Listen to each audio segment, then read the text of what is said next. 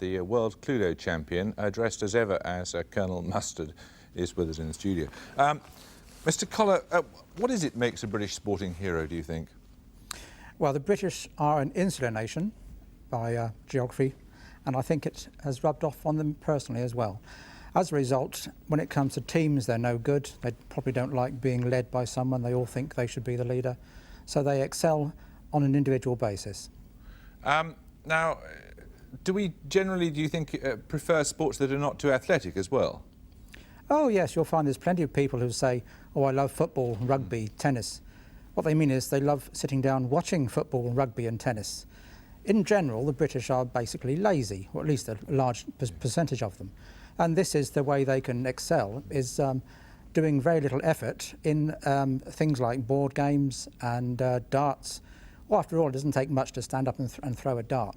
You've got to have the agility and the eye, I grant you, but there's not a lot of physical effort involved. Do you have to train hard to become a world champion at Cluedo?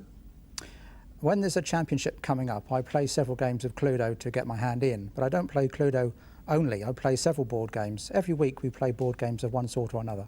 So you keep your hand in with a bit of Monopoly or something? Oh, Monopoly, Cluedo, Totopoly, all sorts of different games. Totopoly as well? Oh, yes. Any other board games you play to train?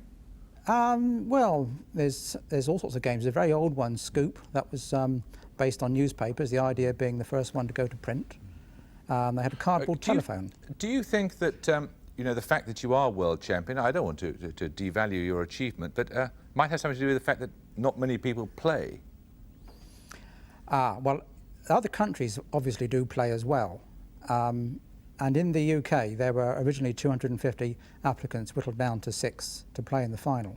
I don't know how many there were worldwide, but I think the British certainly excel at that sort of thing because they take it on a more serious basis. Yeah, when there's not too much opposition, it helps though, doesn't it? It does help, definitely.